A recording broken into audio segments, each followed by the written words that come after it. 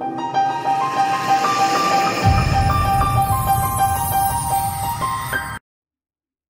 các bạn, hôm nay bếp nhà cô Mỹ sẽ hướng dẫn cho các bạn làm món ruốc sấy tỏi ớt.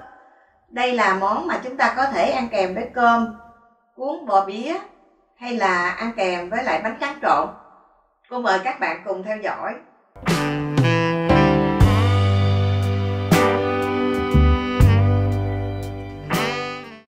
Để làm ruốc sấy tỏi ớt, chúng ta cần có những nguyên liệu sau: 200g ruốc khô, 60g đường cát, 1 muỗng cà phê muối, 50g nước, một ít tỏi băm nhuyễn phi vàng, 20g bột mì, một ít màu hột điều và một ít ớt xay.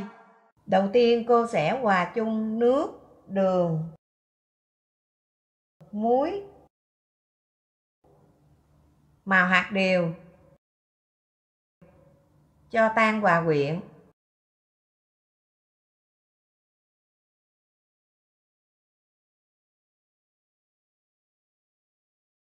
Nếu không thích ăn cay, chúng ta có thể không cho ớt. Tuy nhiên nếu cho ớt cay cay thì ăn sẽ rất là ngon. Sau đó rưới vào trong ruốc, trộn đều. Cô sẽ cho màu hạt điều cho đến khi tạo một độ vàng đỏ vừa ý thì các bạn có thể dừng lại. Lượng màu hạt điều mà cô cho trong ngày hôm nay khoảng 1 muỗng cà phê nha các bạn. Sau khi tất cả những cái gia vị đã được ướp xong với lại ruốc, cô sẽ cho bột mì vào trộn đều. Bột mì sẽ có tác dụng giúp cho ruốc trong quá trình sấy sẽ không bị dính và tách rời ra. Và sau đó để cho hỗn hợp này nghỉ trong vòng 10 đến 15 phút cho thấm đều gia vị, thì cô sẽ tiếp tục qua bước thứ hai, đó là cho ruốc vô chảo và sấy ở nhiệt độ thấp để cho ruốc khô và giòn. Trong quá trình sấy ruốc cho giòn, để ruốc không có bị chuyển màu, thì nhiệt độ mà chúng ta canh mà để điều chỉnh trên bếp là nhiệt độ thấp nhất. Các bạn điều chỉnh lửa nhỏ.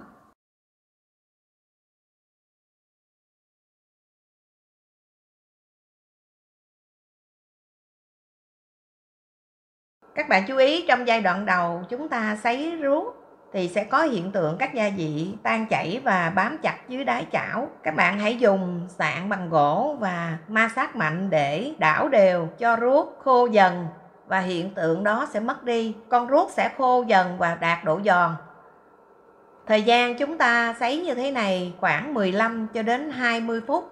Với thao tác đảo đều thì ở trong cái giai đoạn cuối cùng trong quá trình sấy thì các bạn sẽ cho một ít dầu ăn vào để cho ruốc sẽ có cái độ giòn và thơm ngon hơn. Các bạn quan sát nha. Sau 20 phút ruốc khô nhẹ và bung lên. Thì lúc này cô sẽ cho dầu ăn và tỏi phi vào. Sau đó chúng ta sẽ sấy thêm, đảo đều trên bếp thêm khoảng vài phút.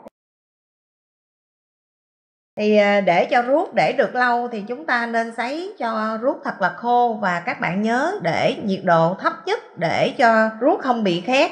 Nếu các bạn chịu khó sấy cho ruốc thật là khô thì ruốc sấy tỏi ớt này sẽ có thể để từ 1 đến 3 tháng.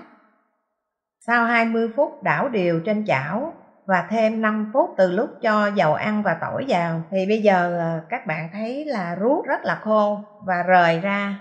Màu sắc rất là đẹp. Cô tắt bếp đem xuống. Các bạn chú ý, khi đem xuống chúng ta sẽ đổ ra mâm và để cho ruốc thật nguội. Sau đó cho vô hộp thì chúng ta có thể để được rất là lâu, từ 1 cho đến 3 tháng.